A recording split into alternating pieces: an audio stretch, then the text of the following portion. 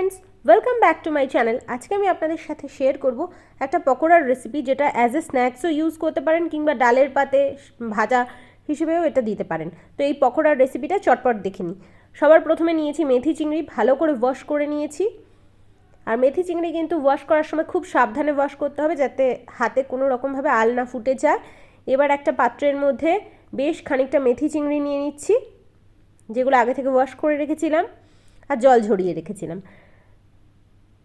মেথি চিংড়িগুলোকে নিয়ে এভাবে হাত দিয়ে একটু ভেঙে দিলাম। তারপর এর মধ্যে অ্যাড করে দিচ্ছি পেঁয়াজ কুচি। বেশ খানিকটা পেঁয়াজ কুচি এখানে দিতে হবে, পেঁয়াজ কুচির পরিমাণটা একটু বেশি দিতে হবে। তার সাথে দিয়ে দিলাম ঝাল যেরকম পছন্দ করেন সেই অনুযায়ী কাঁচা লঙ্কা দেবেন।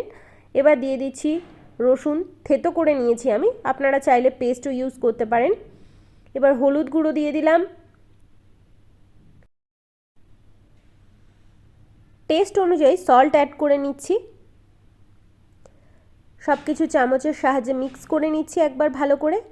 এবার এর মধ্যে দিয়ে দিচ্ছি লঙ্কার গুঁড়ো। যে যেরকম ঝাল খেতে পছন্দ করেন সেই অনুযায়ী লঙ্কার গুঁড়ো দেবেন। এটা কিন্তু কাশ্মীরি লঙ্কার গুঁড়ো নয়, নর্মাল লঙ্কার গুঁড়ো দিলাম।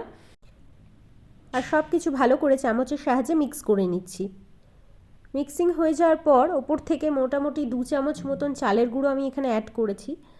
চালের গুঁড়োটা অ্যাড করার পর ভালো করে আবার মিক্সিং করে নিতে হবে যাতে বাইন্ডিংটা খুব ভালো হয়, যাতে যখন আমরা এগুলো ফ্রাই করব তখন যাতে মাছগুলো ছেড়ে ছেড়ে না যায় তেলের মধ্যে। অন্যদিকে কড়াইতে সাদা তেল দিয়ে ভালো করে গরম করে নিয়েছি।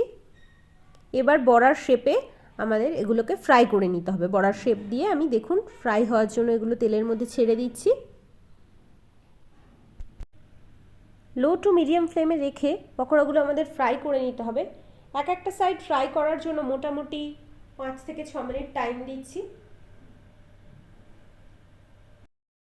আর একটা সাইড ভালো করে ফ্রাই হওয়ার আগে একদম উল্টে দেব না।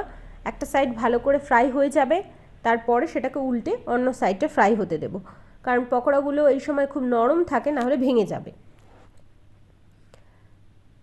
এক একটা পিঠ 6-7 মিনিট করে তেলে ফ্রাই করে নিয়েছি। দেখুন পকোড়াগুলো লালচে হয়ে এসেছে, একদম ভাজা হয়ে গেছে ভালো করে, আর ক্রিস্পিও হয়েছে। বাইরের দিকটা দেখেই বোঝা যাচ্ছে পকোড়াগুলো যথেষ্ট ক্রিস্পি হয়েছে। এবার তেল থেকে পকোড়াগুলো তুলে নিচ্ছি। চায়ের সাথে বা কফির সাথে শীতকালে এই স্ন্যাক্সটা ট্রাই করতে পারেন, খুব ভালো লাগবে। বাড়িতে যদি গেস্ট আসে তাহলেও কিন্তু এটা ট্রাই করতে পারেন, খুব ভালো লাগবে আর খুব টেস্টি হয়। আর বেশ একটা ইউনিক রেসিপি এটা। কিংবা যদি আপনার বাড়িতে রবিবারে স্পেশাল মেনু আপনি বানাতে চান, সেই সময় এটা ডালের সাথে পাশে সাইড ডিশ হিসেবে এটা ট্রাই করতে পারেন, খুব ভালো লাগবে। আর যদি আমার রেসিপিটা শেষ পর্যন্ত আপনি দেখে থাকেন, রেসিপিটা যদি ভালো লাগে কিংবা ট্রাই করে থাকেন, তাহলে কমেন্ট সেকশনে এসে অবশ্যই একটা মূল্যবান কমেন্ট করে যাবেন। আজকে ভিডিওটা এখানেই শেষ করছি। আমি এখন গরমাগরম পকোড়া এনজয় করি। আপনাদের সাথে দেখা হবে আবার কোনো নতুন ভিডিওতে। আজকের জন্য টাটা।